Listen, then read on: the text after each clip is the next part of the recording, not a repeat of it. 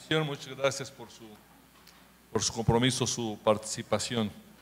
Vamos a retomar los informes, ya nos faltan algunos, pero todos ellos centrales. Queremos pedirle al compañero Adriano Tejada que nos presente el reporte de República Dominicana, por favor.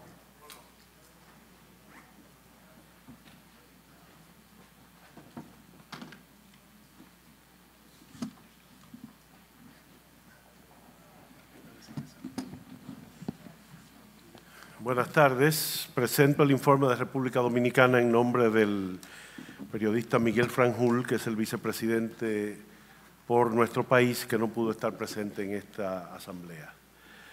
La prensa independiente de la República Dominicana ha intensificado sus esfuerzos para lograr que se eliminen las penas de prisión en algunos delitos de palabra contempladas dentro de la nueva Ley de Medios de Comunicación que estudia una comisión bicameral del Congreso Nacional.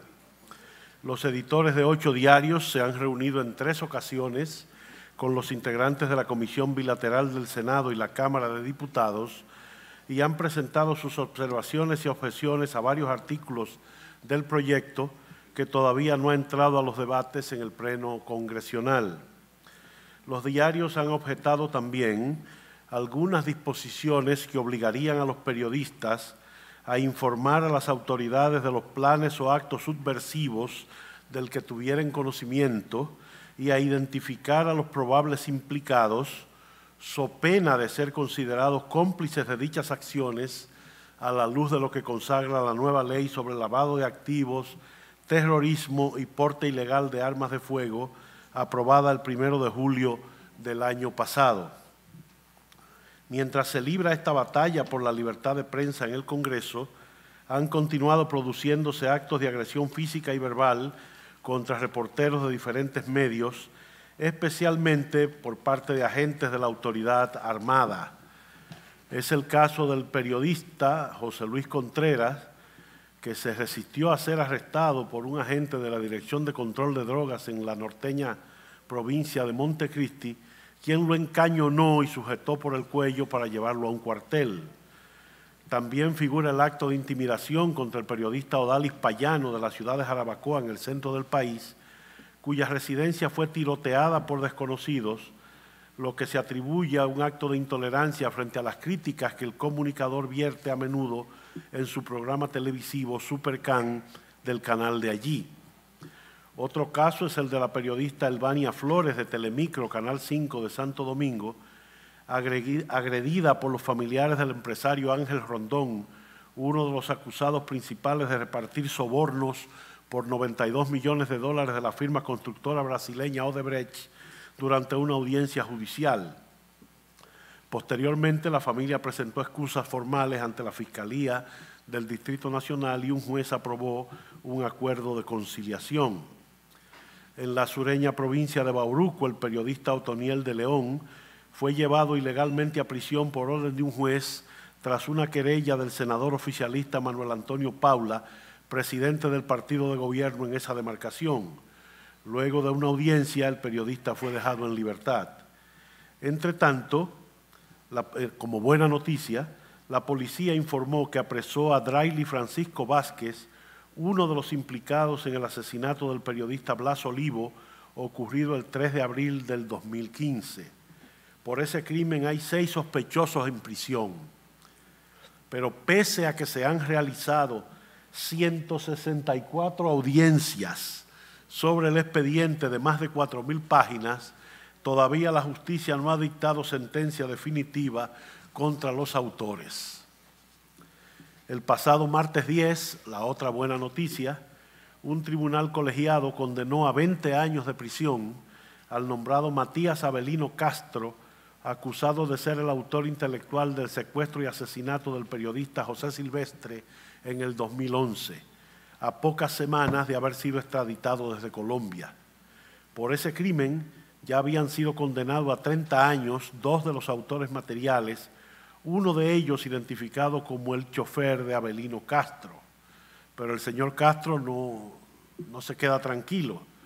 Recientemente, la presentadora y productora de televisión Alicia Ortega de Noticias SIN del Canal 9 denunció que había recibido amenazas de muerte desde la prisión en que esperaba juicio el imputado Avelino Castro, a resulta de unos reportajes que difundió por televisión describiendo las implicaciones de este en el crimen del periodista. El Procurador General de la República ordenó un interrogatorio al acusado y dispuso una protección especial para la seguridad de la periodista Ortega. Hasta aquí el informe, señor presidente. Gracias. Está a consideración de la Asamblea el informe de República Dominicana. Sin observaciones, agradecemos su aportación.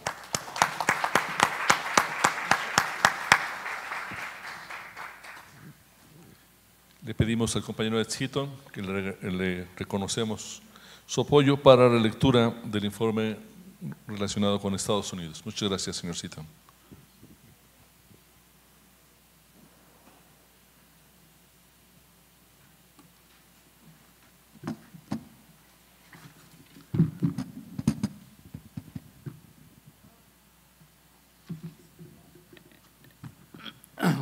The report on the United States 6 months ago at our meeting in Salt Lake City began with the words, and I quote, "The news media remain on the defensive against President Donald Trump's strong and anti-press rhetoric.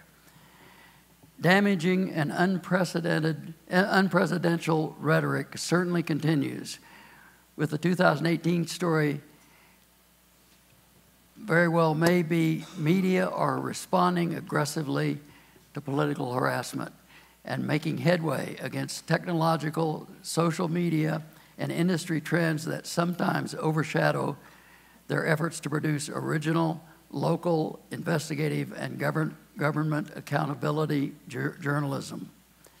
The big picture is that quality journalism happens every day despite distractions like the supposed clash between real and fake news. And despite the president time and again singling out major news outlets or particular stories or individual reporters for criticism whose purpose seems intended to advance his political agenda. Here is an example from a week ago of one of President Trump's tweets, and I quote, "The fake news Washington Post, Amazon's chief lobbyist, has another of many phony headlines. Trump defiant as China adds trade penalties. Wrong. Should read, Trump defiant as U.S. adds trade penalties. Will end barriers and massive IP theft. Typically bad reporting." That's the end of the tweet. What's unnerving is the disparagement from on high happens repeatedly. It's patently untruthful and delinked from facts, yet may be accompanied by changes in government policy, such as a crackdown on leaks or authorized disclosures of information and other efforts to undermine the public's right to know. What's encouraging is that news outlets, media foundations, watchdog groups, and others push back. President Trump denounced the new book, Fire and Fury, Inside the White House, which portrays him unfavorably, and tried to use libel laws to stop its release. Possibly because of the free publicity, it became an instant bestseller. He blocked several individual users' accounts access to his Twitter account, which is @RealDonaldTrump, because their own tweets annoyed him, then promptly was taken to federal court, or his lawyers were, for allegedly infringing on citizens' constitutional free speech rights. At the recent Presidential Fake News Awards back in January, the New York Times, CNN, and other leading news media were held up to ridicule for purported news reporting gaffes. Immediately after, the awards were fact-checked by news organizations and some found to be distorted.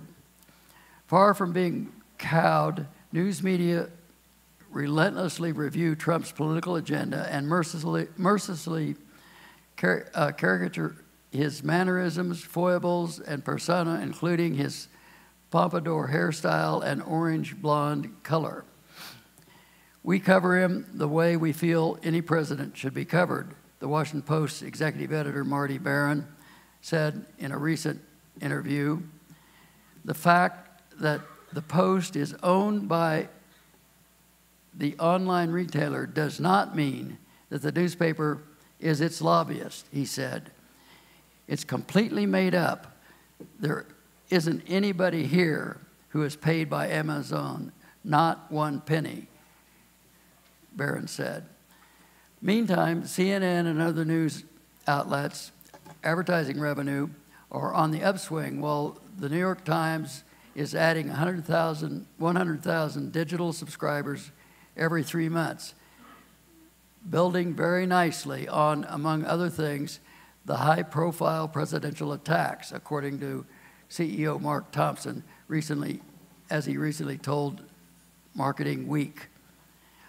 On the front lines, so far this year, 7 U.S. journalists have been attacked, 1 arrested, 7 subpoenas were issued for journalists, and equipment seizures happened twice, according to the U.S. Press Freedom Tracker, which documents such incidents.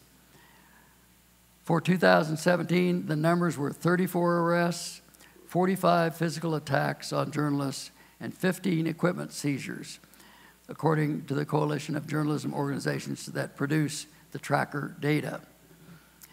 These atypical events prompted the Reporters Committee for Freedom of the Press, joined by the Inter-American Press Association, to hold meetings with members of Congress, a federal judge, and other officials in February in Washington, D.C., to make the case that U.S. news media are under threat and merit support. Attacks on journalists and journalism inverted long-standing assumptions about the place of our country in the world, said Bruce Brown, head of the Reporters Committee. He told Time magazine on February 5th that the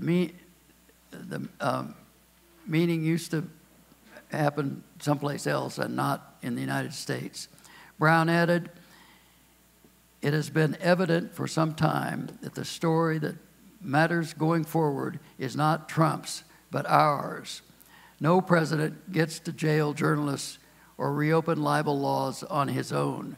Freedom of press is ours to save, but not Trump's to burn," he said. In other areas where freedom of expression and news media intersect, Facebook announced this year that it will strengthen privacy safeguards. That follows the Cambridge Analytica scandal, in which the British consulting firm acquired personal data from as many as 87 million Facebook users without their knowledge and used the data to promote political campaigns. In the face of intense media, public, and political scrutiny, the world's largest social media network now is taking steps to block millions of fake accounts or impose stricter requirements on its advertisers to prevent the recurrence of interference in elections by such bad actors as Russia, as happened in the 2016 election, narrowly won by President Trump. Facebook now will also fact-check stories on its news feeds, working with credible media such as the Associated Press. AP says the cooperation will identify and debunk false and misleading stories related to the U.S. midterm elections that are circulating on the platform. AP also is fact-checking Twitter, the public service and news media need for which is highlighted by the following example. Following the February 14th mass shooting in Florida at a high school, the Miami Herald reported Alex Harris tweeted at several survivors seeking comment. In response, a Twitter user put out fake misrepresentative tweets designed to appear as if they came from Mr. Harris and the newspaper. The false tweets went viral. Around the same time, someone mocked up an entire MiamiHerald.com story page warning of another school violence incident that was also widely shared on social media, according to the newspaper's report. The point of the misrepresentation was to make the fake news appear real. At a time of technological upheaval and business transformation, media are very helpfully supported by tens of millions of dollars every year from philanthropies that fund research on issues like artificial intelligence, augmented reality, data mining, and cybersecurity, and to develop viable commercial models to replace print or broadcast advertising. A media watchdog, NewsGuard, launched in March $6 million raised capital and plans to review 7,500 news and information websites across the country, then rate them as reliable or unreliable in terms of content accuracy. Reporters will be hired to apply basic common sense to a growing scourge that clearly cannot be solved by algorithms, according to the co-founder, Stephen Brill. Website ratings by November are crucial because many voters get their news primarily from social media, which makes all news brands, both legitimate and fake, look the same, according to Alberto Ibargüen of the Knight Foundation.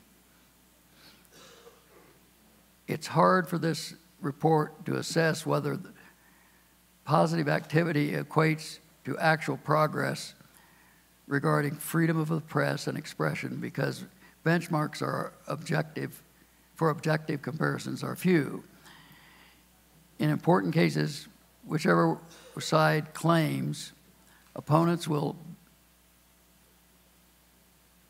be as convincing and may stake out just as reasonable defense in the opposition occurs. The Justice Department is taking trying to block the merger of Time Warner, which owns CNN, to AT&T, which claims selective enforcement of anti-competition laws amounts to bias based on the president's public criticism of the cable news network. Last December, the Federal Communications Commission voted to repeal its net neutrality rules for internet providers. That may result in apps being blocked, as critics allege, or clients charged based on upload-download speeds, possibly favoring one client over another or limiting users. Yet the stated goals of the repeal are worthy: deregulation, increased competition, better customer service. At this point, no one can predict the outcome of the looming clash between telecommunications giants like Verizon or technical companies like Facebook and Google. Also late last year, the FCC relaxed or eliminated requirements that limited the number of television stations a single company could own. That may result in a loss of reporting jobs, less diverse editorial voices, and less local news, as critics allege, or different outcomes may happen. A test case of Sinclair Broadcasting Group's bid to buy Tribune Company's dozens of TV stations. This is a test case. Sinclair already is the nation's largest owner of broadcast television. This month, the politically conservative company required its news staff at multiple local stations to repeat the same promotional material criticizing rival media for publishing fake stories without checking the facts. Critics cried foul. These developments during just the past few months amounted to a call to action and vigilance regarding freedom of the press and expression, and news media are in the vanguard informing their audiences. Eugene Robinson, the chairman of the Pulitzer Prize Board, commented, "The very concepts of fact and truth are under assault by a concerted and constant and very serious attempt to discredit and disqualify the voices of the news media." The annual prizes for America's best journalism will be announced later this month, taking the Pulitzers into their second century. An occasion, Robinson said, might usefully be marked by increased attention to defending journalism and advocating freedom of the press. In sum, though the President suggested the FCC might challenge broadcast license renewals, that the Justice Department should actively investigate the disclosure leaks of government information by news media, that news organizations should fire specific reporters. Fortunately, most of that did not come to pass. As stated in the conclusion of the Press Tracker report, I quote, "The judiciary, as well as the press freedom allies in Congress and the executive branch, are poised to continue to serve as a powerful check on attempts to unlawfully regulate or punish the news media." Muchísimas gracias, Ed. Está a consideración de la Asamblea el informe de Estados Unidos. Le agradecemos mucho a Ed Seaton su aportación.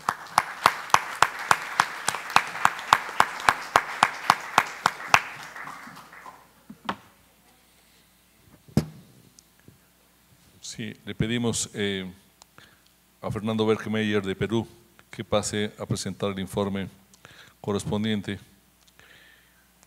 y seguiría Uruguay. Muy buenas tardes. En el periodo que pasó, las amenazas a la libertad de prensa en el Perú han estado concentradas en dos grandes rubros.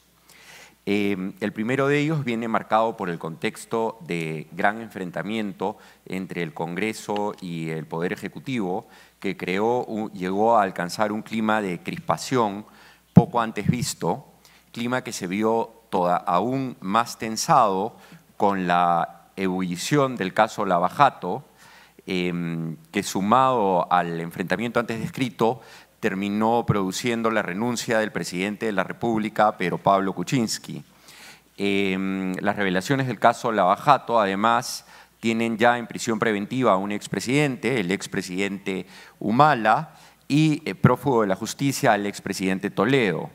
Realmente puede decirse que no se ha vivido una situación así, con tal número de denuncias periodísticas relevantes y de altos políticos sólidamente involucrados desde el final de los años 90 y con el fin del gobierno de Alberto Fujimori. El segundo tipo de amenazas dadas durante el periodo, tiene que ver con la investigación y la denuncia periodística de actividades de negocios delictivos realizadas en el país, particularmente el caso de la minería ilegal y del narcotráfico. El tema de agresión y amenaza, tal vez el ejemplo más claro es lo que sucedió el 6 de enero de este año, cuando fue incendiado el vehículo del periodista Juan Ferdinand Berríos, periodista de una radio regional, que denunció que el hecho se produjo en la madrugada en la puerta de su domicilio con el fin de amedrentarlo por las denuncias que hiciera públicas contra Julián Toledo, el alcalde del distrito de Iberia, una provincia de la región de Madre de Dios, que es el centro de la minería ilegal en Perú. Este es un caso muy típico porque se ve no solo las represalias del negocio delictivo de las mafias, en este caso de la minería ilegal, sino también su alianza con las autoridades locales y regionales a la hora de enfrentar el terrorismo. Es algo que sucede muchas veces, se está repitiendo mucho en el Perú. Luego, el otro tipo de respuesta típica es el acoso judicial, donde el caso más relevante ha sido el del sospechoso de narcotráfico Miguel Arévalo Ramírez, que presentó a fines del año pasado 4 denuncias por el delito de difamación agravada contra los medios de comunicación Ojo Público, La República, El Comercio, América Televisión y Willax TV, así como contra los periodistas Óscar Castilla, Edmundo Cruz, Cecilia Valenzuela y Miguel Ramírez. Los montos pedidos en las 4 denuncias, todas ellas hoy procesadas en el Poder Judicial peruano, suman 110 millones de dólares. Luego está el segundo gran tipo de amenaza del que comencé hablando y el que tiene que ver con el contexto de enfrentamiento entre el Congreso y el Ejecutivo, complicado luego por las revelaciones del caso Lava Jato. En el último año y medio han prosperado o llegado bastante lejos, si bien no han sido aprobadas, pero sí han llegado bastante lejos en el seno del Congreso, 8 iniciativas de legislación contra la prensa. Voy a dar algunos ejemplos de ellas. Una iniciativa para impedir que cualquier persona investigada por corrupción, es decir, no sentenciada, sino bastaba en el proyecto con ser investigado para que la consecuencia se aplicase, que cualquier persona investigada por delitos de corrupción no pudiera tener ningún tipo de representación dentro de una empresa de medios, ni ejercer derechos de accionista, ni tener ningún tipo de puesto, ni ser periodista dentro de esa empresa.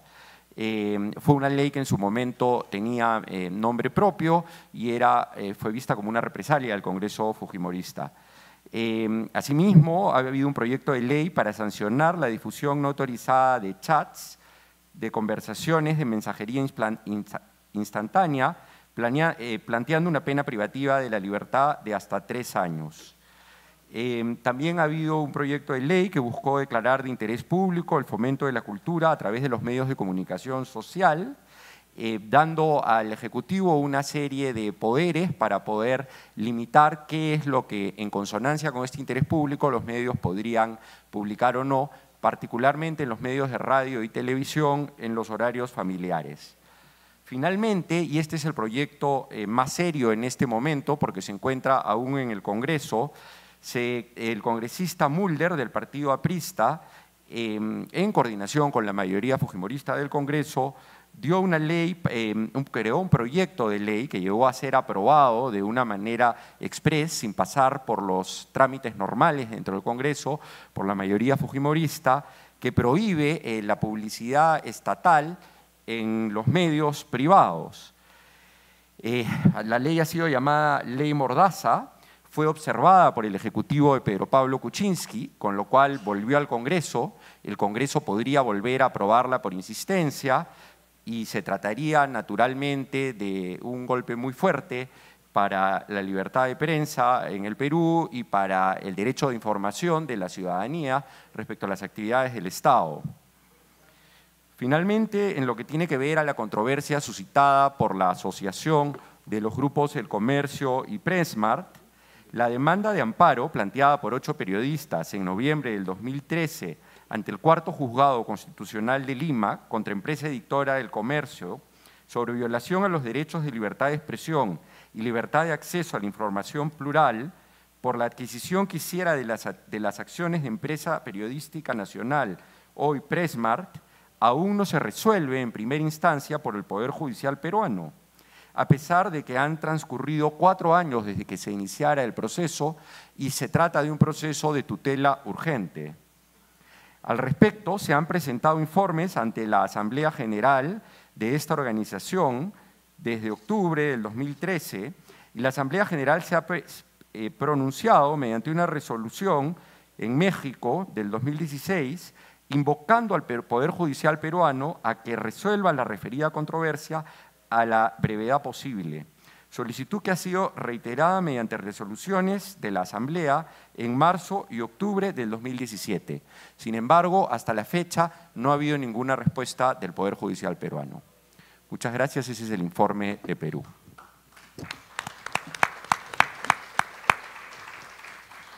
Muchas gracias. Está a consideración de la Asamblea el informe del Perú.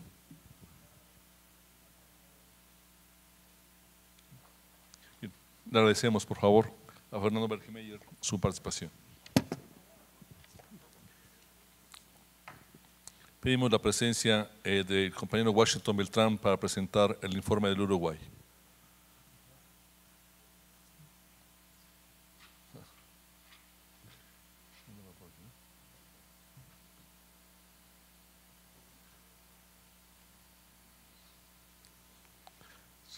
No alcanzo a ver agua. Ricardo salió también. Ok. Sí. Gabriela, ¿nos ibas a apoyar con el tema de Bolivia? ¿Es correcto? ¿Perdón?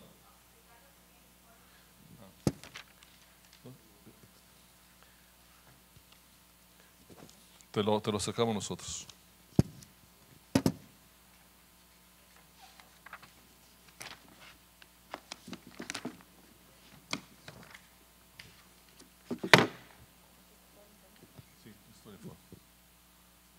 Sí.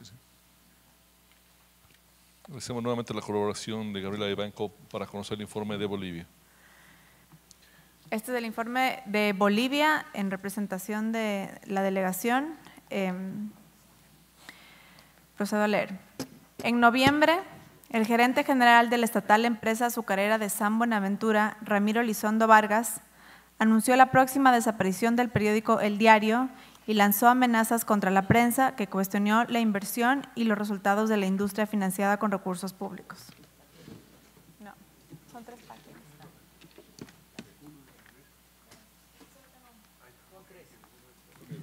Sí, mil disculpas. Empezamos en desorden. Aquí estamos. Mil disculpas. Una disculpa. Inicia el informe.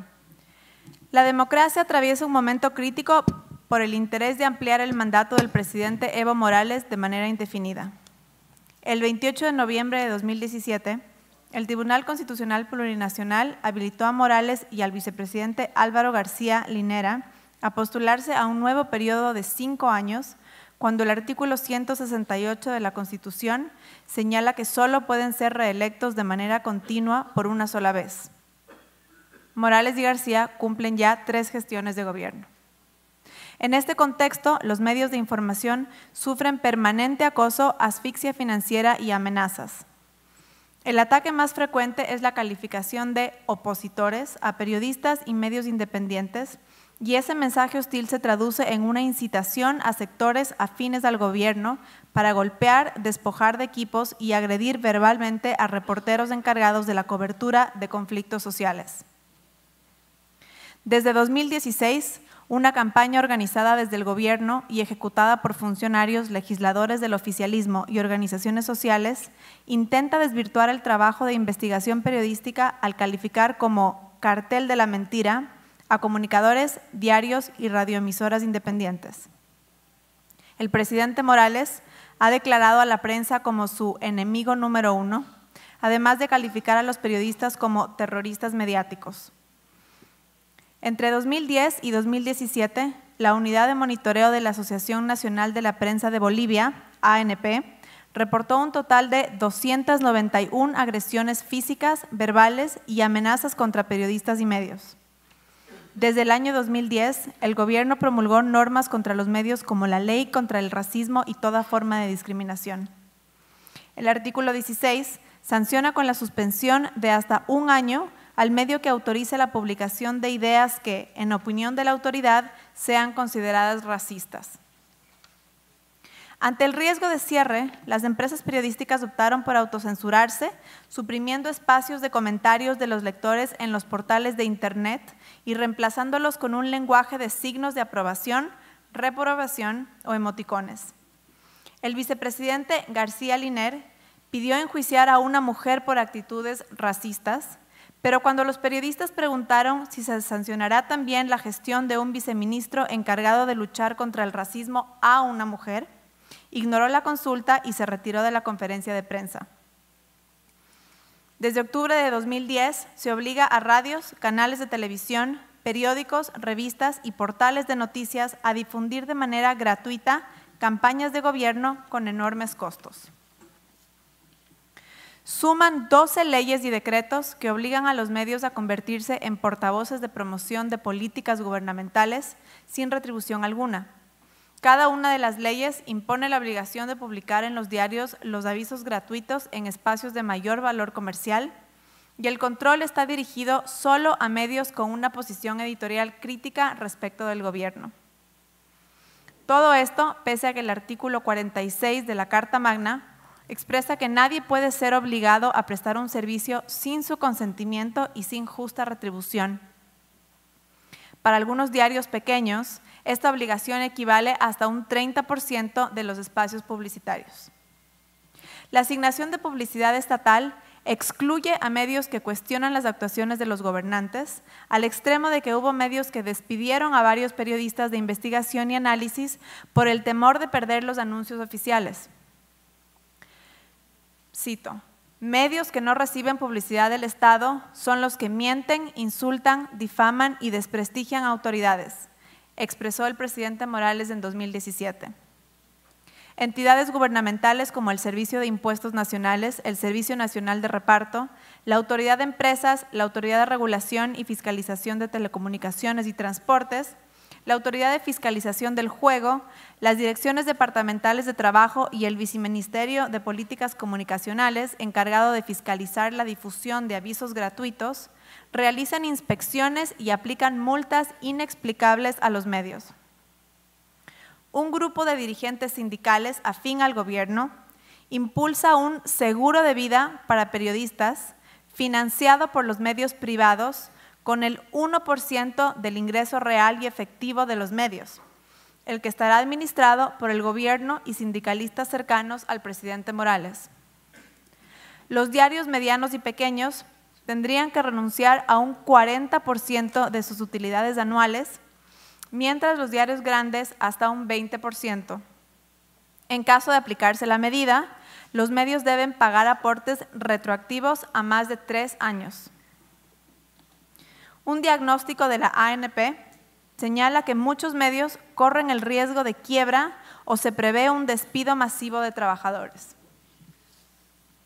Otros hechos sobresalientes.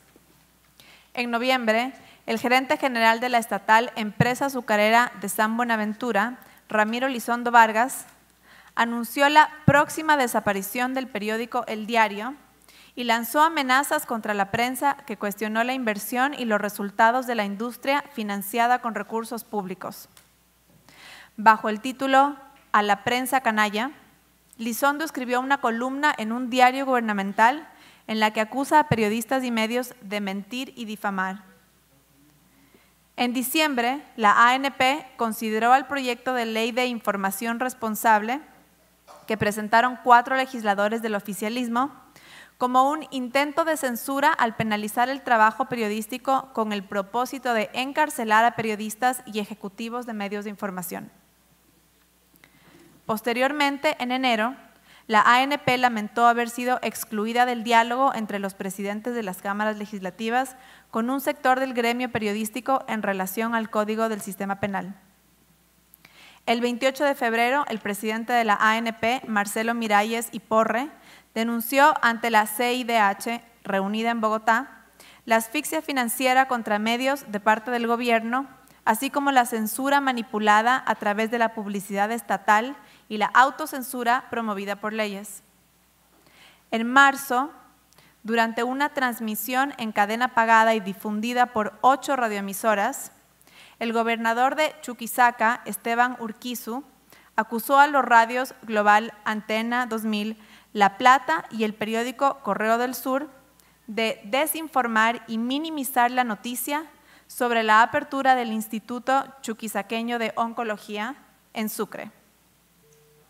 En marzo, la ANP denunció que la tentativa de homicidio contra el periodista de Villamontes, en Tarija, Adolfo Yavarí, terminó con una sanción simple por lesiones graves o leves que benefició al agresor con un proceso abreviado y subliberación. El 20 de marzo, el camarógrafo de Avia Yala Televisión, Freddy Ticona, sufrió heridas en el muslo izquierdo y en el brazo, mientras la periodista Ellen San Román fue agredida y despojada de su equipo de trabajo. La acción fue atribuida a cultivadores de hoja de coca en la zona de los Yungas del departamento de La Paz. A fines de marzo, la periodista María Luz Zacari y su camarógrafo Adrián Toro, ambos de la red de televisión PAT de Oruro, fueron amenazados de muerte tras ser agredidos por familiares de una acusada por presunta coautoría intelectual del asesinato de 2 militares. Hasta aquí el informe de Bolivia. Muchísimas gracias, Gabriela de Banco. Está a consideración de la Asamblea el informe de Bolivia.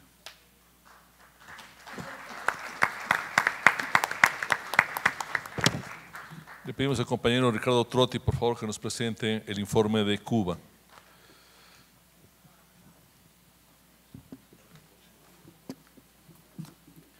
Muchas gracias. El informe de Cuba es, como se supone, bien extenso. No lo voy a leer enteramente, sino las partes principales. De todas maneras, les adelanto que todos los informes ya están subidos a la página de la Sociedad Interamericana de Prensa para que los puedan consultar y para que todos entendamos que todo lo que se está trabajando entre hoy y mañana siguen siendo los informes y recién se van a hacer oficiales como informes de la CIP a partir de mañana domingo por la tarde. Cuba. Henry Constantin, que es el vicepresidente de Cuba, no nos puede acompañar porque está prohibido de salir de su país por ejercer el periodismo ilegalmente.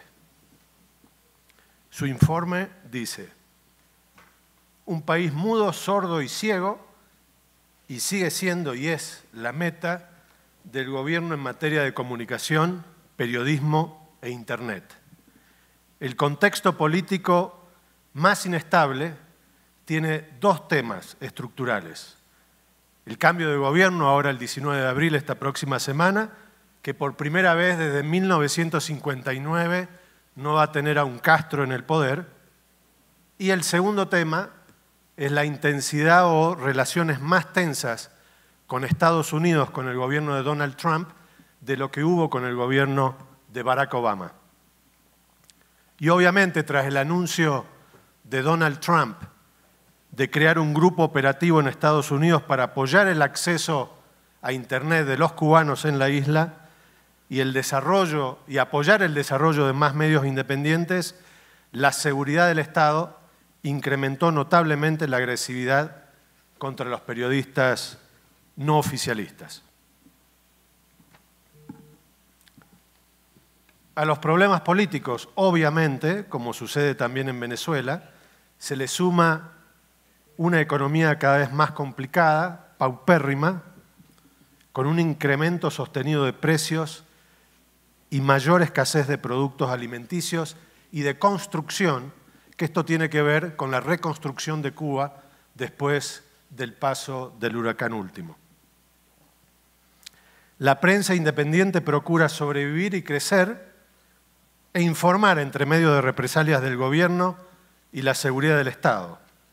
Pero también los medios internacionales extranjeros son bloqueados en Cuba. Y todas esas agresiones se dan en un clima de total indefensión jurídica y un Estado que lo gobierna todo.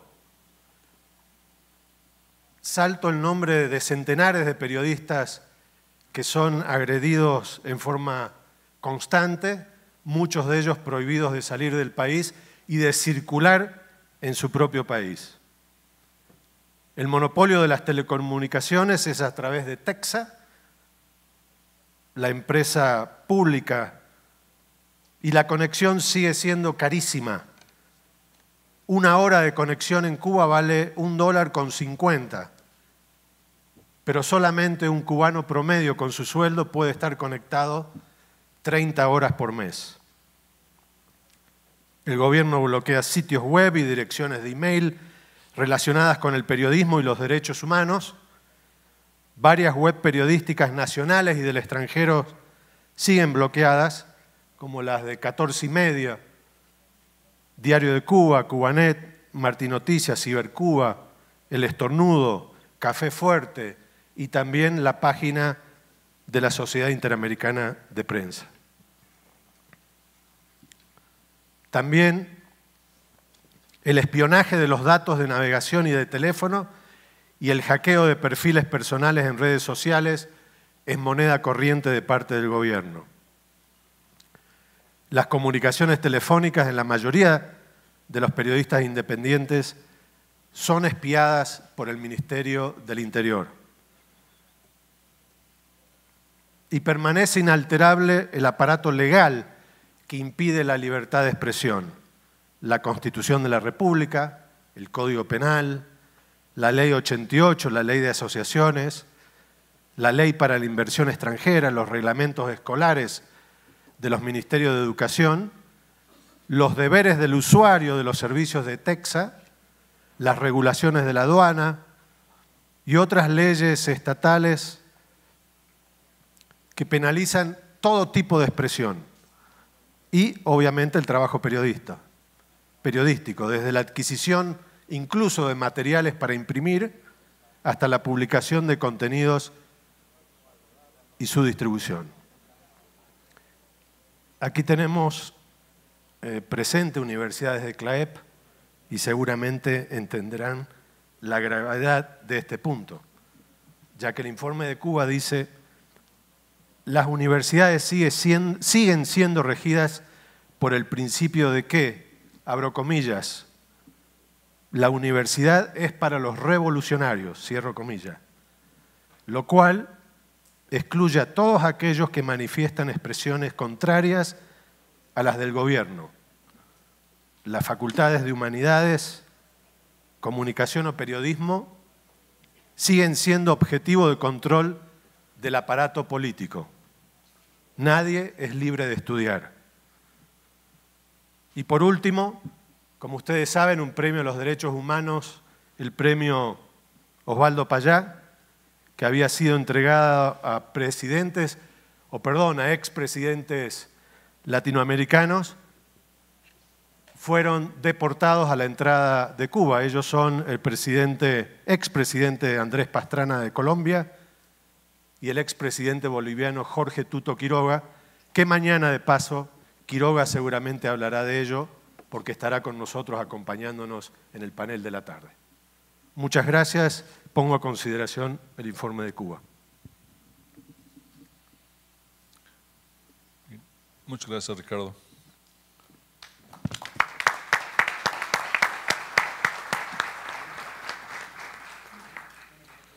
Le pedimos al compañero Miguel Enrique Otero que pase con nosotros a presentar el informe de Venezuela.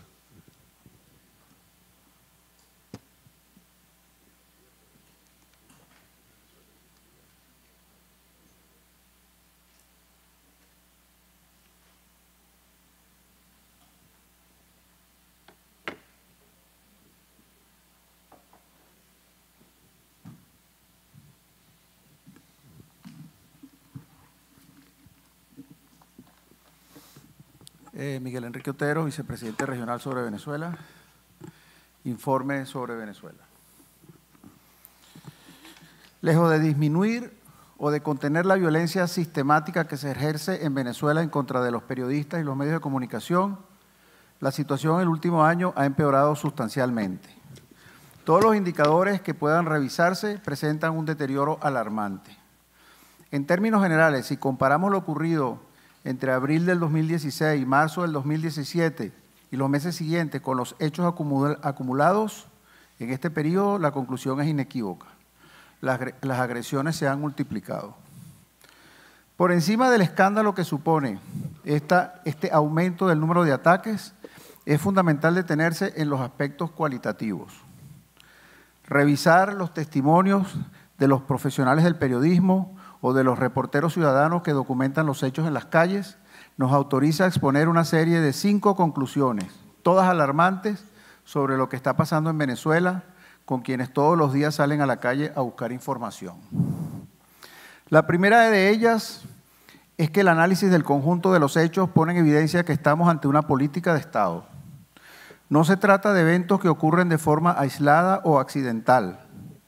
sino de todo un plan concebido y ejecutado de forma milimétrica por unidades de la Fuerza Armada Nacional Bolivariana, en particular la Guardia Nacional Bolivariana, a lo que se suman otros cuerpos como el SEBIN, la Dirección General de Inteligencia Militar, las FAES, Fuerzas de Acción Especial, la Policía Nacional Bolivariana y otros cuerpos policiales, así como grupos de paramilitares y bandas de delincuentes que actúan violentando las leyes y el Estado de Derecho.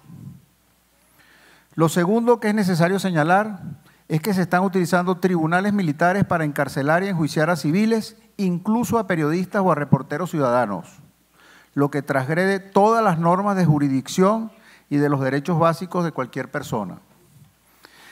En la esfera militar, los procesados ingresan en un túnel de desinformación, abusos, desconocimiento de los procesos y se producen graves situaciones de aislamiento. El tercer elemento ya mencionado, pero que impone ser reiterado y enfatizado, es la participación de bandas paramilitares y grupos de delincuentes en los ataques a los periodistas. Esta es una situación tan extrema que varios de estos delincuentes han sido identificados, es decir, fotografiados o filmados sin que ninguna autoridad reaccione ante las denuncias. El nivel de impunidad y protección por parte del gobierno es tan alto que el pasado lunes 26 de febrero, una de estas facciones realizó una demostración de su poderío. Desfiló en el centro de Caracas con armas de alto calibre. Ninguna autoridad reaccionó ni atendió a los llamados que hicieron los ciudadanos aterrorizados. El cuarto elemento es la complicidad y la omisión de los poderes públicos, en particular el sistema judicial venezolano, que no reconoce el derecho a ejercer el periodismo y la libertad de expresión. No castiga a los responsables de las acciones violentas contra los medios y reporteros y mantiene un silencio cómplice ante los hechos que a diario se producen contra los profesionales de la información.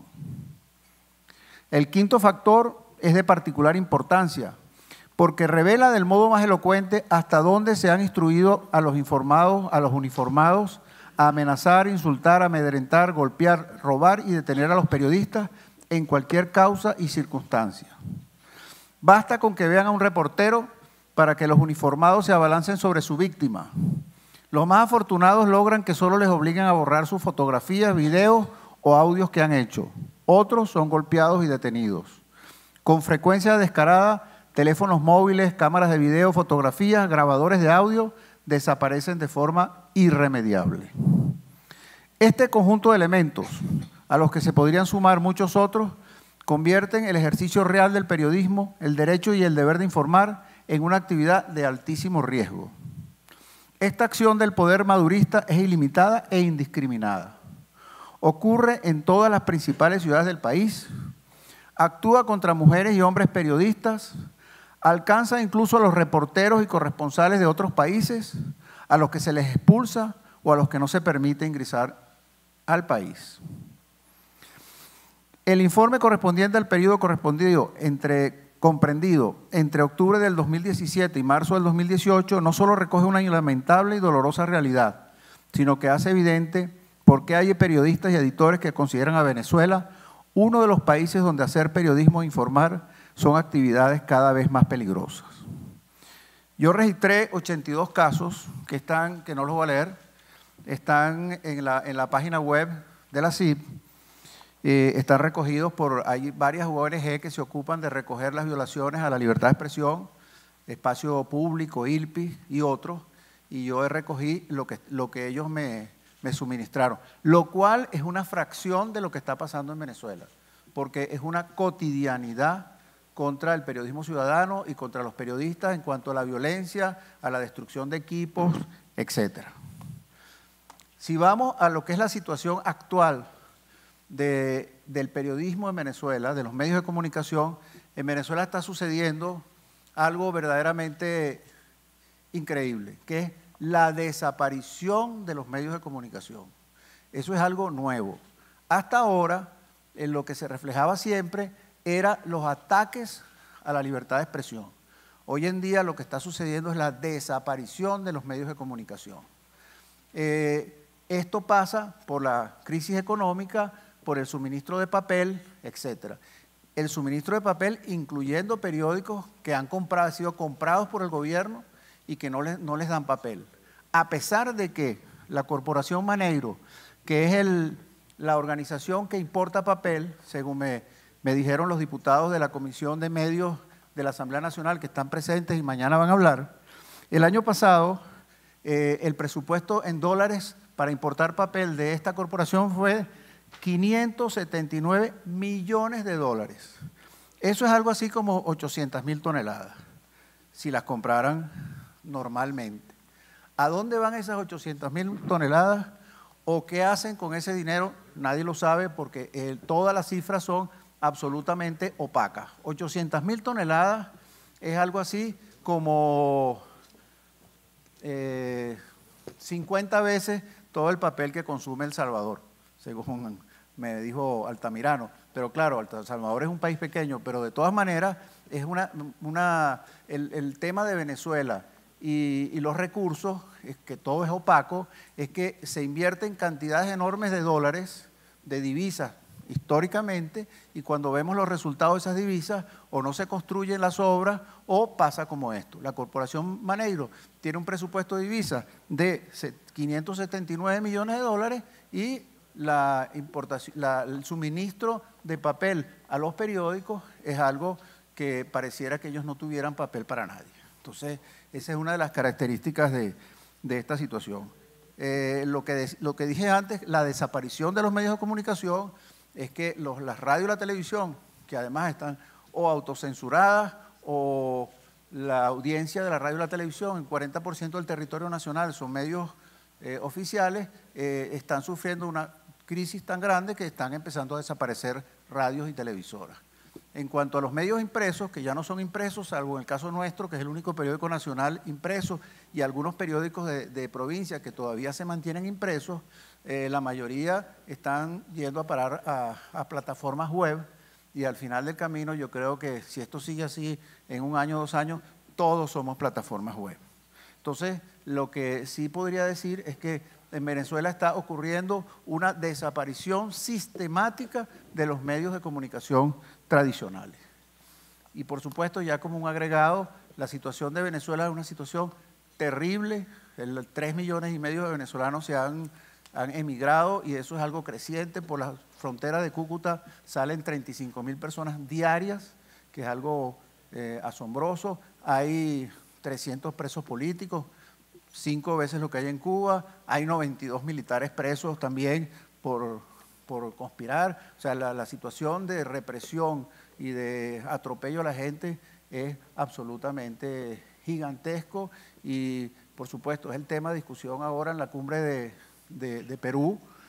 Hay una elección que está preparando el gobierno, que ellos deciden la fecha, deciden los candidatos, deciden todo. Los candidatos de oposición con más popularidad están o inhabilitados o presos. Los partidos políticos más grandes están inhabilitados. Entonces, ya sabemos lo que es una elección en Venezuela. Esa elección está siendo condenada por el mundo entero. Muchas gracias.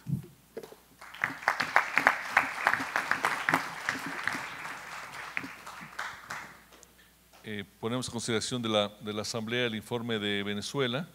Yo quisiera consultarle a Miguel Enrique de entrada si tiene alguna noticia sobre alguna resolución de la cumbre de presidentes no está en los en medios. Lima. Ya saldrá, pero no está. Sí, la prensa está dando cuenta de que estaría en proceso una resolución. Correcto. Donde aislaría a Venezuela y este nuevo anuncio de elecciones. Lo más probable es que si sale una resolución es condenando las elecciones, o sea, no reconociendo el resultado de esas elecciones. Sí, evidentemente, como sabemos, Maduro está vetado para participar en esta reunión. Él dijo que iba, pero después, como vio que no lo iban a recibir, dijo que entonces no iba, porque ahí no iba gente importante. Sí, entiendo, no sé si tengas algún dato, Miguel Enrique, de que algunos países como Ecuador, Bolivia, estaban como cabildeando también en favor de Venezuela en la cumbre. Bueno, ellos tienen países que son aliados todavía.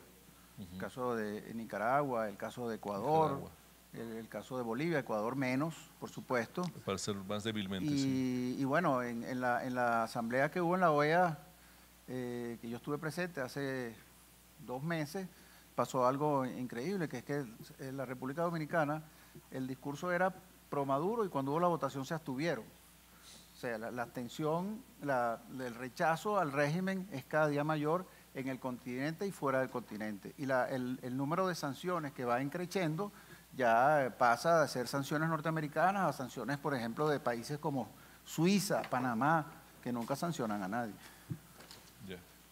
Muy bien, te rogaría permanecer porque tenemos algunas peticiones de palabra. Fernando, por favor. Sí, Roberto, sobre tu pregunta, la resolución que se está trabajando no podría ser técnicamente una resolución de la cumbre porque tiene que haber unanimidad para que eso suceda y por lo pronto Cuba y Bolivia están claramente en contra. Lo que parece que se va a dar es una resolución del Grupo de Lima que de cualquier forma abarca a los países más grandes de la región, serían 18 países. Y la idea es que los 18 anuncien su intención de no reconocer el resultado de las elecciones. Varios de ellos ya los han dicho individualmente, ya lo han hecho individualmente, pero una resolución de la cumbre como tal no podría ser, por el caso de los socios de Venezuela, del gobierno de Maduro que menciona Miguel Enrique. Sí, yo consideraba que era buena noticia que fuera muy cautelosa en cualquier adhesión, particularmente de Ecuador y también dicen que de Uruguay, muy superficial, ¿no? Esos son los que están, digamos, en el término medio, en duda, ¿no? Sí, okay. Pero de cualquier forma se requeriría contar para que haya una resolución de la cumbre con Bolivia y con Cuba. Okay. Y eso es lo que no va a poder pasar. Muy bien. ¿Alguien más? Adelante, por favor. Se identifica, por favor. Buenas tardes, Guillermo Strugo, de Bolivia. Solo a manera de información, estuve yo el 12 en la Cumbre de las Américas como parte de la sociedad civil. El 11 y 12 trabajamos, el 10, 11 trabajamos, el 12 presentamos en el hotel la postura de la sociedad civil que nos corresponde y un gran grupo de cubanos pro Castro y un gran grupo, tal vez cuando digo gran sean unas 80 personas en las primeras filas del escenario principal, cuando se aperturó formalmente la reunión, y otro grupo importante, unas 60 personas venezolanas pro Chávez, boicotearon la reunión empezó bastante tarde, tuvo que moverse, las autoridades y embajadores tuvieron que moverse a otro escenario para poder discutir esto. Más o menos nos explica que se están moviendo contingentes de personas pro gobiernos de Cuba, de Venezuela y de Bolivia para que en estos escenarios que supuestamente no son atractivos para estos presidentes porque relativamente han sido despreciados por parte del presidente de Venezuela, quien dijo que no iría porque no le interesaba, pues hay un gran movimiento y creo que eso es importante nada más para el apunte. Muy bien. Hubo reportes de charters llegados desde distintos países. Tres charters que fueron de Venezuela y fueron registrados como gente que dicen colectivos, pueden no ser colectivos, pero es gente mandada por el gobierno, pagada por el gobierno. De hecho, un senador peruano dijo que muchos de ellos se querían quedar en Perú.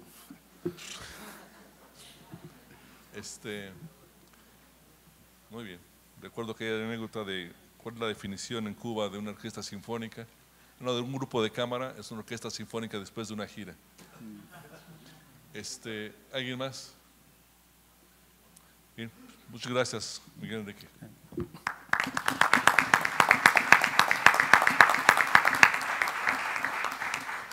Estamos terminando la reunión. Le rogaríamos la presencia del compañero Washington Beltrán para presentar el informe de Uruguay.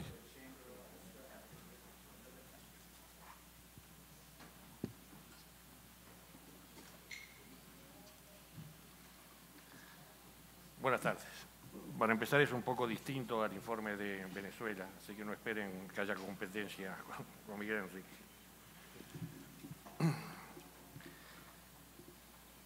En este periodo provocó preocupación un decreto del Poder Ejecutivo del 21 de enero llamando a licitación para contratar los servicios de monitoreo de medios y relacionamiento estratégico con medios de prensa. La iniciativa de la Presidencia de la República establece que la empresa encargada de la tarea deberá señalar alcance, fecha, temas consultados, voceros, los medios en los que se publicó, valoración en la agenda mediática y el tono con el que se publicaron dichas noticias. Además, deberá haber informes cualitativos y cuantitativos sobre la actividad de los medios de comunicación. Los medios y algunos legisladores reaccionaron por tratarse de un mecanismo de monitoreo que podía significar un mecanismo de control sobre periodistas y medios, lo que afectaría la labor periodística. La Presidencia aclaró que no realiza valoración alguna sobre el trabajo periodístico, pero sigue adelante con la licitación. El 22 de febrero, el presidente Tabaré Vázquez, en medio de una movilización del sector agropecuario y delante de periodistas y cámaras de televisión, tuvo una fuerte discusión con un colono que lo calificó de mentiroso. 24 horas después, la página de Presidencia de la República publicó un perfil del colono con datos del Instituto Nacional de Colonización, donde aparece como deudor moroso. Sorprendió la medida en un país donde está prohibido dar incluso el nombre de un delincuente si es primario, para no estigmatizar a las personas. El texto de la publicación en la página de Presidencia dice así: el integrante de la mesa de colonos que acusó de mentiroso al presidente Tabaré Vázquez es el señor Gabriel Arrieta, ocupante de tierras de colonización en San José. Desde 2008 tiene deudas con el Instituto de Colonización, no ha pagado nunca por el uso de la tierra del Estado. Fue denunciado por productores. Desde 2013 se inició el proceso judicial de entrega y estando a la resolución actualmente. Pese a las duras críticas, la Presidencia no retiró la información de su página web y hasta hace 3 días y durante casi un mes el señor Gabriel Arrieta siguió figurando como en la página de la Presidencia de la República como deudor y moroso. Esto es todo, nada más. Muy bien. Está a consideración de la Asamblea el informe del Uruguay. Muchas gracias. Le pido a Ricardo Trotti que haga la presentación de un panel que tenemos para cerrar esta sesión. Muchas gracias, Roberto. Creo que estuvimos en la gran disposición de recibir muchísima información sobre la transformación de Medellín y para dar un seguimiento a profundizar estos temas de la innovación como motor del desarrollo sostenible, queremos invitar al doctor Juan Sebastián Betancur, abogado de la Universidad Javeriana, presidente de Telecom, presidente de la ANDA, vicepresidente del Grupo Sura en Bogotá y presidente pro Antioquia, embajador de Colombia en Italia. Muchas gracias, señor embajador.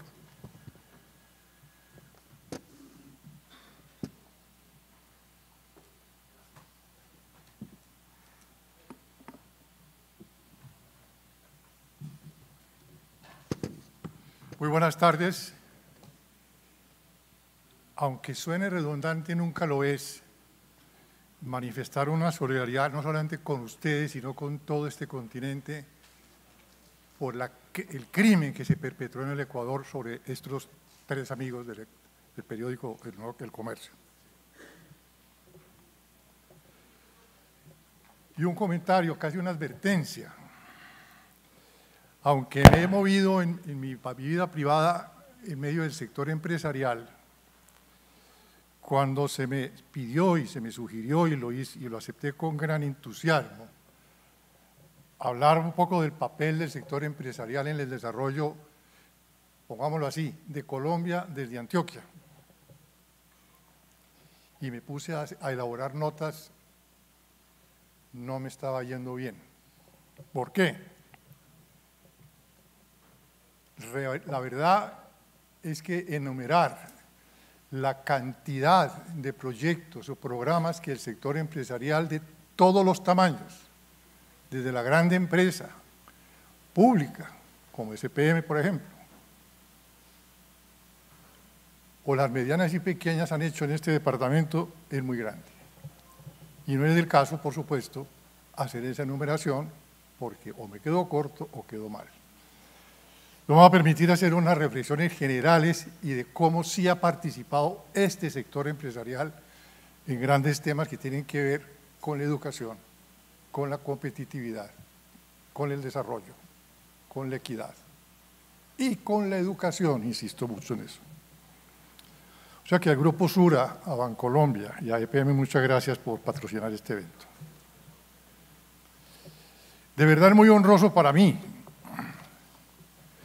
poder dirigirme a ustedes, los miembros de la Sociedad Interamericana de Prensa y los demás amigas y amigos aquí presentes, con unas palabras acerca del conjunto de compromisos del sector empresarial de esta región con las políticas públicas de desarrollo, tanto de aquí como del país. Haré tres, dijéramos, grandes temas. Uno, para poner un poco en contexto para los que no conocen esta región, y me perdonan los que sí la conozcan, hacer un brevísimo recuento de cómo se industrializó esta región. Tal vez ustedes desde el avión se dieron cuenta que esto es un hueco, esto está en el fondo como de un cráter, es el Valle de Aburrá, lejos del mar, ahora menos lejos por la tecnología, pero bien lejos del mar. ¿Cómo se industrializó esta región? Esta región en los principios del siglo XX y finales del XIX había oro y después café, básicamente, y mucha artesanía. Y esos dos productos centrales se exportaban o se exportan. Y realmente generaba muchas divisas. Por lo tanto, el primer gran complejo empresarial acá fue el comercio. Viene la guerra, se disminuyen las importaciones, se disminuyen las exportaciones. Y en las entreguerras permite un poco que ese empresario, comerciante, esto es una interpretación mía, de que si hay historiadores me excusarán y me la complementan, pero creo que es real, se sintió en la obligación de cómo transformar la geografía de este departamento. Arisca, árida, casi enemiga del desarrollo. Y lo lograron. ¿Por qué? Porque cuando uno tiene como un adversario la geografía, tiene que aprender a trabajar unidos. Y es verdad como, por lo menos es mi lectura de la historia de acá, muy rápida, esto tiene todos los tomos de historia de Antioquia y de Colombia que ustedes quieran. Se dedicaron entonces a asociar capitales. De ahí sale la sociedad anónima. A generar actividades complementarias entre empresarios. Y nace la Federación Nacional de Cafeteros, quizá la más poderosa durante muchos años del país, en donde los afiliados eran pequeños, medianos y grandes caficultores. Y esa federación y esa agremiación transformó la zona cafetera de este país, que le dio vida económica durante muchísimos años. Pero también nace la Asociación Nacional de Industriales, ANDI, nace acá. Y hay un detalle interesante. De esa ANDI, que tenía la sede aquí, los empresarios de la época sintieron la necesidad de cómo hacer participar más en el desarrollo a sus trabajadores. Y nacen las cajas de compensación familiar. Eso es un diseño del sector empresarial de acá. Nacen estas cajas que inclusive ha resistido todos los embates de la tecnocracia nuestra, que dicen que eso es una gravamen a la nómina de las empresas absurda. A lo mejor es verdad desde el punto de vista económico. Pero esas cajas se han convertido en realidad acá y en otras regiones en palancas del desarrollo. No solamente para el subsidio familiar que allí se da, sino que maneja unos fondos muy importantes que generan educación, préstamos de vivienda, generan empleo, por lo tanto, generan empresas nuevas, etcétera, etcétera. Y por estar en este recinto, debo decir además que aquí tuvo que ver con la prensa. En el siglo XIX, a finales del siglo XIX, nace el diario El Espectador aquí. Pasando el tiempo se fue a la capital, pero nació aquí. Años después, 1912, Luis Miguel, nace El Colombiano. nuestro gran diario de esta región. Y nace RCN en el 1948, la Radio Cadena Nacional.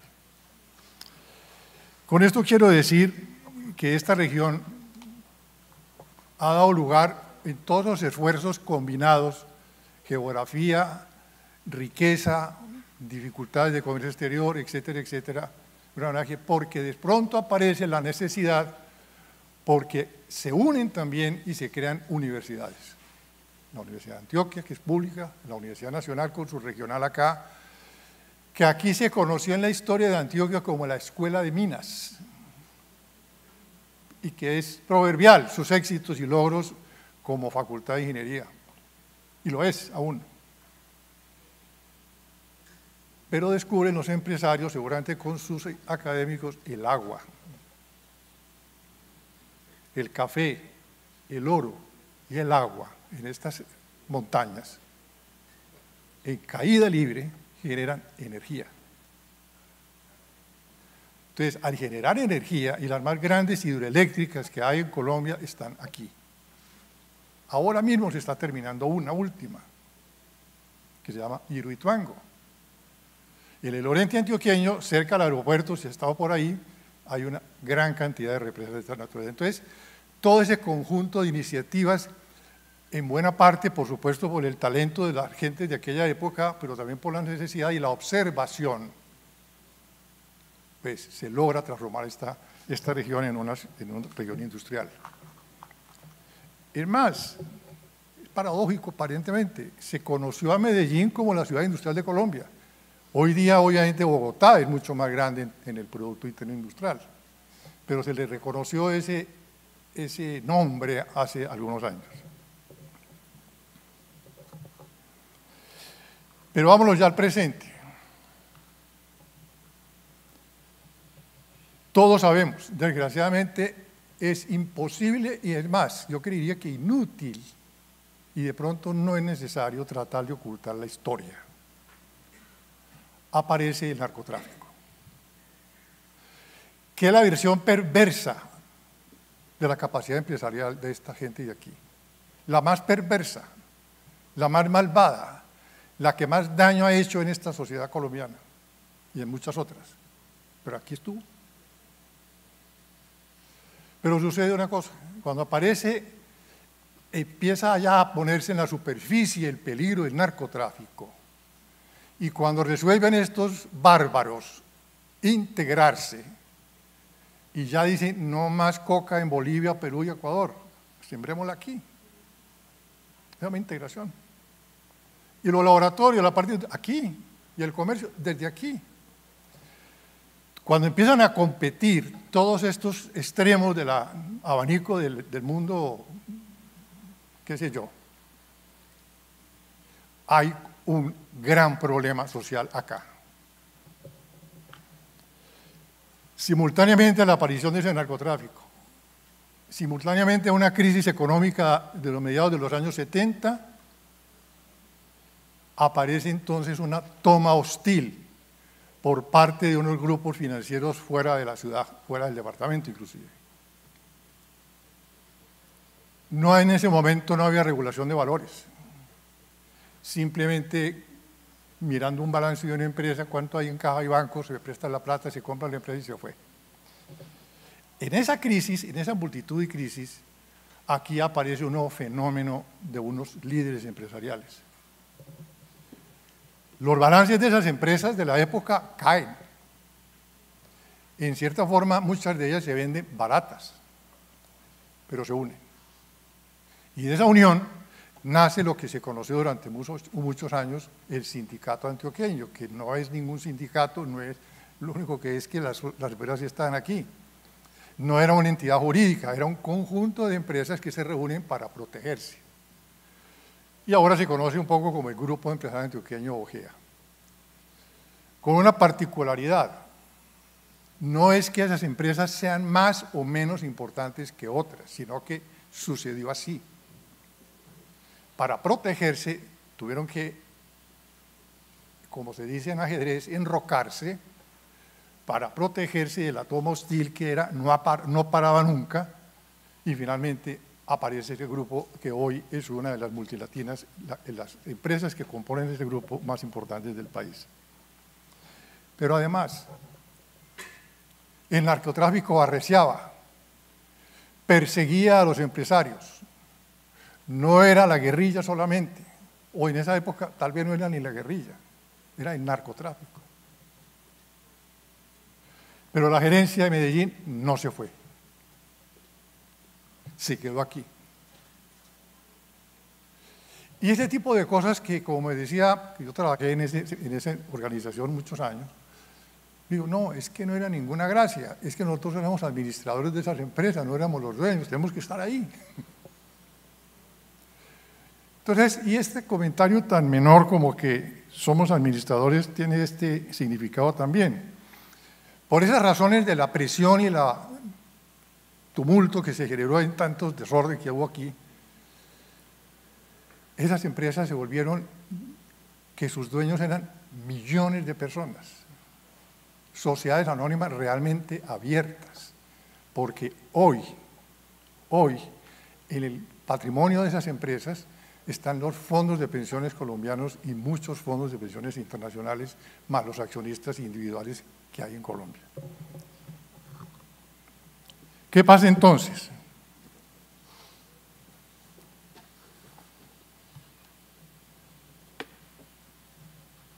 Y aquí, también por casualidad, de los años 70, ya tenemos varios fenómenos, ¿no? Narcotráfico, toma hostil, se crea un grupo empresarial de acá y aparece ProAntioquia. ¿Y por qué me voy a detener un poco en ProAntioquia? Es porque, como dije al principio, una manera un poco más fácil de comprender cómo funciona el sector empresarial aquí, en función de lo público, se puede explicar en buena parte, no totalmente, por las tareas que hacen los empresarios vinculados a ProAntioquia con su aporte o no. Y ahora lo diré por qué. Es muy interesante ver, y yo alguna vez me puse a estudiar qué era lo que estaba pasando en el mundo con la participación de las sociedades empresariales, o lo que también se llama en la literatura el ciudadano empresario. ¿Cuál es el papel del ciudadano empresario en una comunidad? El ciudadano empresario tiene además obligaciones adicionales a ser un buen gerente. ¿Qué es un buen gerente? Aquel que administra y maneja ese capital que le han entregado, cumple la ley, es competitivo, es eficaz, es innovador, etc. Esa es la parte básica de un buen gerente. Pero no se puede quedar ahí. ¿Qué pasa en el entorno? Y después de la literatura posterior a la creación de ProAntioquia en el año 75, se da uno cuenta que después de la caída del muro de Berlín, se cambia el concepto de lo que se llama en la literatura la gobernanza, que es gobernar, ayudar a gobernar con participación de la llamada sociedad civil. No es que gobiernen, pero sí vigilan. Y aquí, no solamente ProAntioquia, repito, los pongo como, simplemente casi como referencia para poder explicar otras cosas. Las cámaras de comercio, las ONGs, las fundaciones empresariales, las universidades, los movimientos sociales, todos empezaron a trabajar un poco coordinadamente, en donde se le exige al gobernante local o nacional cuentas, rendición de cuentas. Cuando eso más o menos funciona, y todavía estamos lejos de que sea, esto no es Suiza, que todos se consultan, no, tampoco. Pero cuando aparecen instrumentos, y ahora voy a mencionar otro, en donde ya el gobernante no es aquel de toda la vida que era yo soy el que mando. No, señor, de cuentas. Y en eso la prensa es central. Y por eso justamente aquí trajimos de Bogotá, que a su vez el periódico El Tiempo lo trajo del Canadá, si no recuerdo mal, lo que se llama las ciudades cómo vamos. Bogotá cómo vamos, Medellín cómo vamos, etc. ¿Qué hace eso? Es quizá la encuesta más profunda y más extensa que se hace en Colombia sobre lo que pasa en una ciudad. Son varias horas de entrevista con todos los estratos. Y no me voy a detener mucho porque no me da el tiempo. Pero obviamente se volvió una palanca para aquellos que crearon esta nueva gobernanza se sirvió de instrumento. Aquí, quien está al lado del periódico El Tiempo, que es el que tenía, dijéramos, la franquicia con otra empresa que se llama Corona, es el colombiano de Medellín, la Universidad de AFIT, ProAntioquia, etc. ¿Qué hace? En 2 palabras. Se va a todas las comunas de la ciudad, le pregunta a los ciudadanos qué opinan de tales servicios, todos, seguridad, educación, salud, etcétera, transporte. ¿Y qué ha sucedido? Cuando los mismos encuestadores le preguntan a esas comunidades, sobre todo de los estratos más bajos, dicen que por primera vez se sienten que les están preguntando qué está pasando en la ciudad. Y cuando a un servicio público no le va bien en esa calificación que le da la comuna número tal o el barrio tal de tal comuna, etcétera, eso aparece en el informe. Y se convierte a su vez en el mejor instrumento para un alcalde, porque entonces sabe a dónde ir y a preguntarse a ellos, ¿ustedes por qué están calificando mal tal servicio? Y se hacen discusiones con ellos y con profesionales del tema. Entonces, todo ese montón de cosas es lo que ha permitido a la ciudad, en que sin haber solucionado ni superado el tema de la presencia y de la presión del narcotráfico del todo, ha logrado dar este salto. Y me voy un paso atrás, como dicen los italianos. Alguna vez un miembro del consejo directivo de esta institución le preguntó a las directivas de la institución, en el año 2005, ¿qué vamos a hacer aquí, en Antioquia, donde hace mucho tiempo no hay inversiones nuevas, ni externas ni internas? Y es más, los ensanches que se hacen acá se están haciendo afuera. ¿Qué hacemos?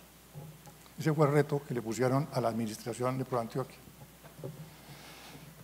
¿Para qué sirvió esa pregunta? Para contestarla, por supuesto. ¿Con quién? Con toda esa red de gente. Y llegamos a la conclusión bastante obvia ahora de que evidentemente nadie va a poner aquí una fábrica textil para exportar. La pone en la costa. O es más, la pone en Centroamérica o en la Florida. Conocimiento. La industria del conocimiento. Y de ahí salen, siempre liderados un poco por Antioquia, pero con la participación de muchísimas instituciones universitarias, empresariales, medios de comunicación, etcétera, es decir, ¿cómo se hace eso? Aquí existía, desde hacía muchos años, existe una reunión mensual que se llama Empresarios, Empresa, Universidad, Estado, en donde se reúnen en la Universidad de Antioquia elementos de estas 3 instituciones o estas 3 actividades y cuentan cosas para discutir, investigar, etc. Hasta que después de 5 años dijeron, hombre, construyamos una entidad que maneje este tema. ¿Y qué era? Yo lo llamaba Tecnova, que era simplemente poner la oferta y demanda de conocimiento al frente. Señor empresario de alimentos, ¿qué problemas tiene usted en sus fábricas? Tengo un problema de contaminación, etcétera, etcétera, etcétera. Yo le tengo la respuesta. Ahí se juntaba. Pero como era una cosa muy elemental, ahí todavía no estamos construyendo conocimiento, sino poner en contacto oferta y demanda de conocimiento. ¿Qué pasa después? Con la alcaldía de la época, esta institución y otras, dijeron, hombre, Medellín, y mire que esto es una cosas elementales que las tienen la mayoría de las ciudades posiblemente del mundo. Un museo de ciencia, se llama el Parque Explora. ¿Para qué? No solamente para el turista, que también es muy importante que el turista tenga esa distracción, sino para los niños de todo el departamento. Se les ponga en contacto con la ciencia. Y si no han ido al Parque Explora, vayan.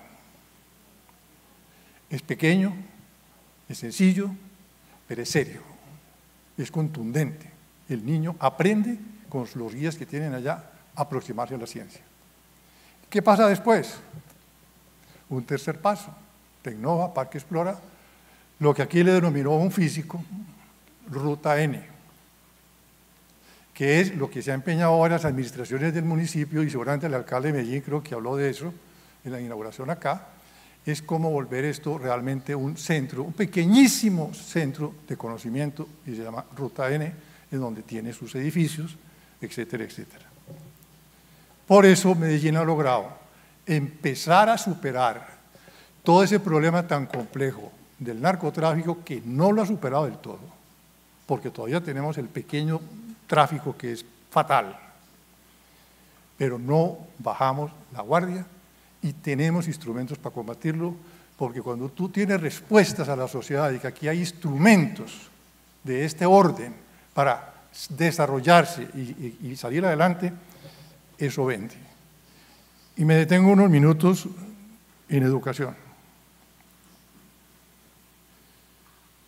En todos estos temas que he tratado, repito porque es importante, porque no quiero ser que se me suene como excluyente, no tienen que ser, no, para nada, los fundadores de ProAntioquia o participantes de la capital de ProAntioquia o el patrimonio para participar en todas estas tareas. No, esto es abierto. Y hago tal vez aquí una nota de pie de página útil. ¿Y eso cómo funciona? ¿Eso cómo se financia? Y ya vamos para educación.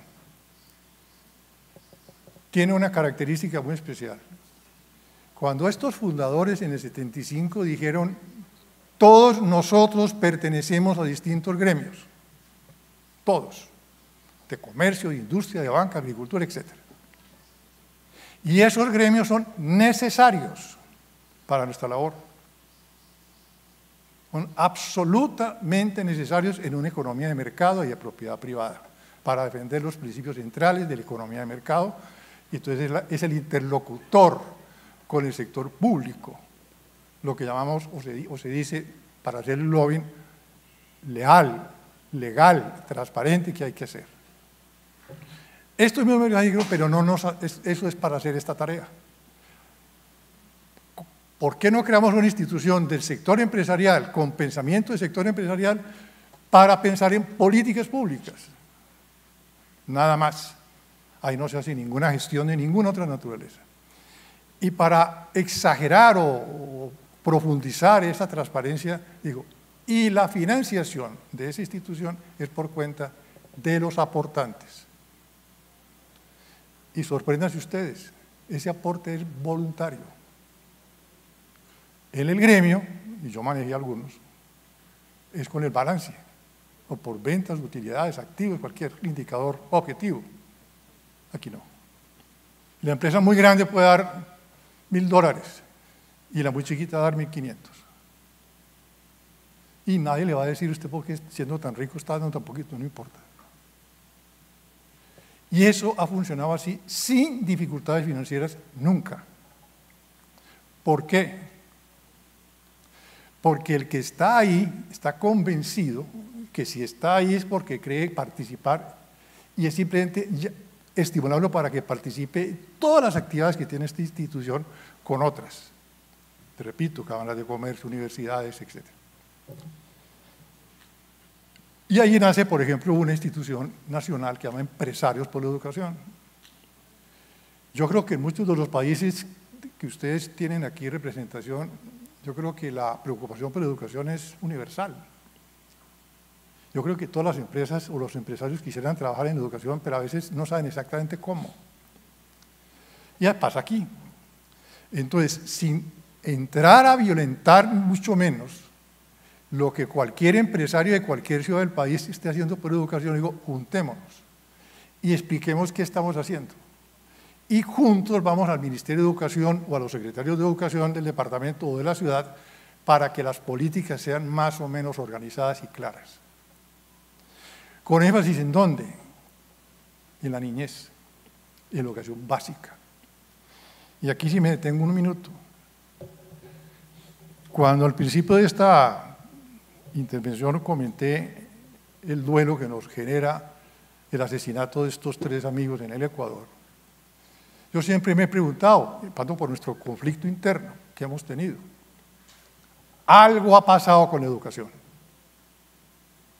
Algo ha pasado con la educación de nuestros niños. Y en Colombia me lo pregunto de otra manera mucho más cruda.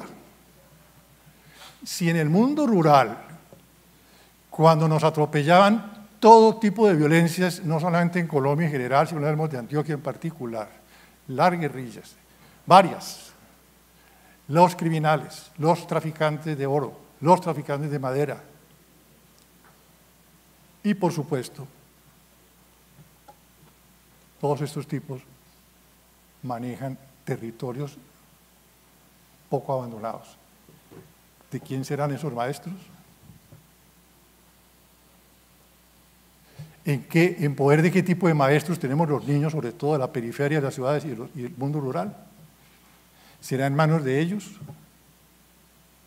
Entonces yo creo que el reto más grande que tiene cualquier sociedad hoy, inclusive combinado en forma simultánea, no es poner un orden en fila india, primero educación y cuando estén educados todos vamos a la tecnología, no, es usar la competitividad en las escuelas y la tecnología, y cuento cómo funciona eso al interior de empresarios por educación, que es quizá el aporte más resonante que hace el empresario porque no es muy visible. Hay una metodología. Los empresarios se reúnen, en este caso en Pro Antioquia, pero podría ser en otra parte, y no está escritura que sea allá, por supuesto. El presidente de esa compañía le pregunta a sus funcionarios, a este programa de educación, para educación básica, funciona así y explica. ¿Quién de ustedes, profesionales de esta empresa, quisieran participar para mejorar la calidad de la educación en los barrios más apartados de Medellín? Con una condición, dice el presidente de la compañía. El que se inscriba y diga, yo me apunto y voy los lunes de 10 a 12. Señor o señora, los lunes de 10 a 12, no es cuando tenga tiempo. Eso es un tiempo de la empresa que se la regala a esa escuela. No hay disculpas. Es como un comité de la empresa. No hay barrio de Medellín en donde no haya empresarios. ¿Qué aporta un empresario a la calidad de la educación? Pues, lo que sabe hacer. En toda organización humana hay algo de gerencia, o es más, siempre tiene que haber gerencia, que es manejar recursos. Entonces, como es voluntario, se va donde el secretario de Educación de la ciudad, aquí o de cualquier parte, de municipios de acá o de afuera del resto de Colombia, y se les dice de qué se trata. Entonces el empresario dice, mire, yo soy experto en seguridad industrial. Es trasladarle el conocimiento del manejo de la seguridad industrial a una escuela. Esa escuela, por ejemplo, puede manejar 2.000 o 2.500 niños, y tiene patios de recreo, y tiene baños, y tiene sitios para comer, tiene aulas, hay vidrios rotos, hay luz. ¿Cómo es esto? Cuando empieza el rector a mirar y los profesores, que es que esas preguntas no se le habían hecho nunca.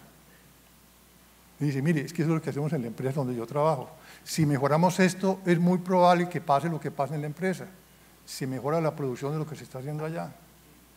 Y algo más, ¿quién maneja aquí las citaciones a padres de familia? No, pues esto es muy desordenado. Bueno, aquí en el banco, en instituciones que manejen con clientes masivos, dije, eso se organiza así, así, así. Y así usted puede coger muchos de los temas más sencillos y más elementales de una empresa, que es trasladarle ese conocimiento allá. Y se ha probado. Posiblemente las estadísticas no sean suficientemente largas para que tenga uno una credibilidad muy, muy alta, que sí han mejorado la respuesta a los exámenes de Estado. Y por lo menos el niño y el maestro se sienten más confortables en ese tipo de actividades. Y lo mismo pasa cuando mire esa gran cantidad de jóvenes que uno ve, que a mí me sorprendió cuando volví a vivir a Medellín. Ya los jóvenes no están repartiendo hojas de vida. Falta, ok, ya voy a rematar, sino proyectos de emprendimiento. ¿Qué hicimos? poco parecido a lo de la educación, apadrinarlos, orientarlos y sacarlos. En resumen, yo creo que con estas pocas palabras lo que quiero simplemente señalar es, si queremos acabar con la corrupción, si queremos acabar con la ineficiencia, tanto en la educación como por supuesto entonces en las demás actividades, hay que hacer énfasis en eso. Y es meter la tecnología y todos los instrumentos que tenemos a la mano en todas las actividades de esa, sin descuidar la justicia, entre otras, pero no tengo tiempo de hablar de eso. Estas empresas, estas y otras del país, también se han creado o hemos creado, porque yo estuve en eso también, en instituciones como Excelencia en la Justicia, cómo examinar la justicia. Fundación Unidas para la Paz, cómo hacerle seguimiento a los procesos de reconocimiento. Por Antioquia se metió, yo no estaba aquí, estaba en Europa, pero se metió a fondo en los temas de las negociaciones de La Habana. Ahí los empresarios tenían algo que decir y lo dijeron. En fin, es participar en lo que pasa en la sociedad. Yo creo que es un poco lo que quería decir. Aquí se ha hecho mucho, se trabaja muy de la mano con todos los, posiblemente además con conflictos internos, pues para eso es, para discutir. Pero creo que la ciudad ha logrado dar un salto alto, bastante importante, un poco con esos mecanismos que ellos mismos se han creado. Muchas gracias.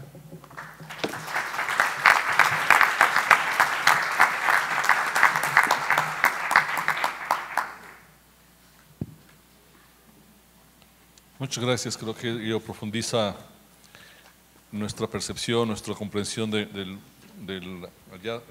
la odisea que ha tenido este país y particularmente este departamento, muy concretamente Medellín, en esta batalla. Muchas felicidades y muchas gracias.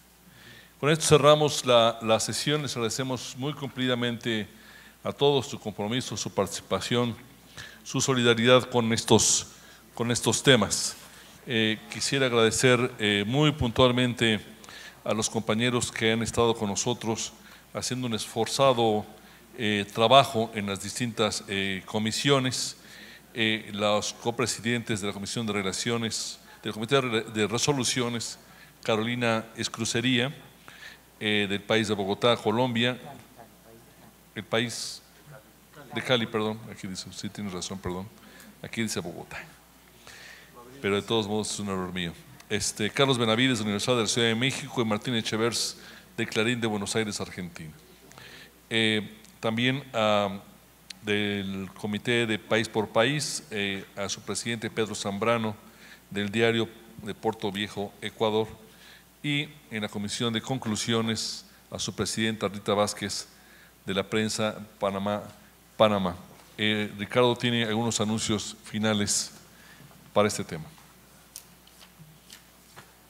Muchas gracias. No, simplemente los buses van a salir hacia el castillo, el Museo del Castillo, a las 6:30 desde el lobby. Así que los esperamos, va a ser una cena espectacular. Sabrosura de Colombia, como siempre. Muchas gracias. Sí, Eduardo, ¿cómo? Sí, pero allá tengo unos automóviles un poquito más viejos, esos los vamos a regalar también, eléctricos. Muchísimas gracias.